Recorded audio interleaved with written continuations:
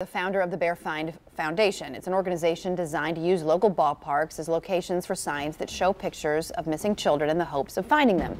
And now we're joined by Dennis Bair. He's here to talk more about it. Good to see you. Thanks for being here. And thanks for what you're doing. I mean, it's all about raising awareness, right? You say we just got to get these kids in front of as many people as possible so that they don't fade from our line of sight and our memories and our knowing that we need to find them.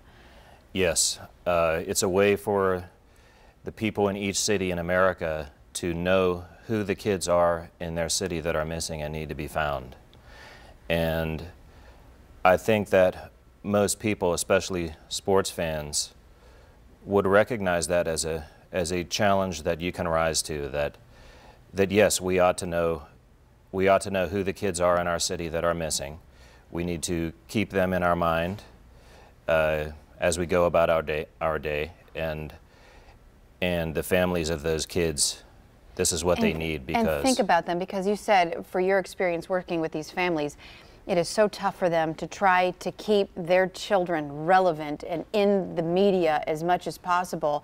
Their struggle continues. Just because their photos may subside from public view as time goes on, you say we need to keep this as a top priority for everyone in the community. Yes, and those families, over the course of me doing this project, I've met several families whose kids are missing, and the families are keeping the search for their kids going.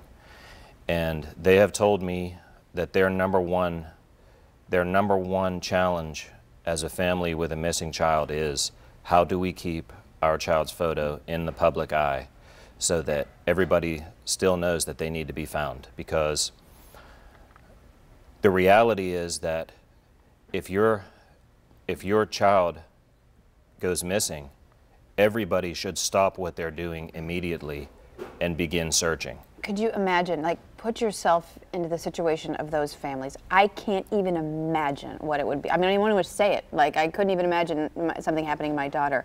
And then you think about what those families are going through, and then you see what you're trying to do with these ballparks, and it's inspiring. Let's talk about one case in particular, Mark Degner. This is a young man who has been missing now for, I think, is it how many years? More than a decade. He's been missing for 12 years from here in Jacksonville. And 2 years ago at the One Spark Festival, I took my sign out of the Jumbo Shrimp Stadium and put it in the center of Hemming Plaza. And I stood there with hundreds of thousands of people all week walking by my sign. And a woman came out of the crowd and pointed at my sign and said, "That's my nephew." And it was Angela Campbell, Mark's aunt.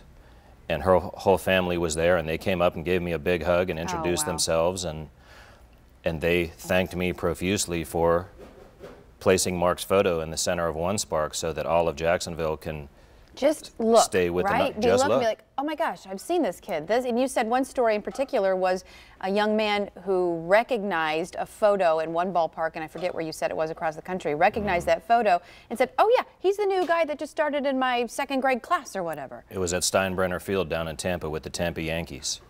And the thing about it is when people take a moment to look at a photo of a missing child, two things happen. Number one, that person has done a good deed. Because just by looking. Just by looking. They've taken a moment out of their day to see if they could help. And so they should feel good that this is a good deed. Just take a second. All it is. Just study it for a second. Just look. Do you know this person? Because you owe it to the family, right? Just at least that much. Owe it to the family of that missing child.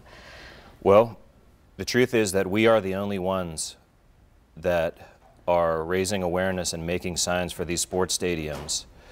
And if I don't do this work, no one else is doing it. Yeah, someone has to step up and just start it. And as my dad always tells me, he says, throw the pebble in the pond and you try to figure out where the ripples go. You just never know with the foot traffic going through the baseball grounds. And you're in 130, as we mentioned earlier, stadiums, baseball parks across the country. Very quickly, because we're running out of time. If somebody's watching right now and they want to help you and your mission, and can they volunteer? Can they give you money? What can they do to help you and help these families? They can, first of all, the number one thing they can do is go to the Jacksonville Jumbo Shrimp game and look at our sign. And there's information on our sign that they can email me at dennis@bairfind.org. We have a text to donate program. The more money we raise, the more signs we can create and put in more stadiums and arenas in the country. That's right. And very easy, because we're out of time. You can Google you too. BairFind Foundation. All the information is there. And then you can, I've gone to your bio. You can look at your bio, click to your link, find your email. Thank you for being here, Dennis. Thank you for having me. Thank you so much for what you're doing to help not only people in this community, but across the nation. My pleasure. All right, stick around. We have so much more coming up on First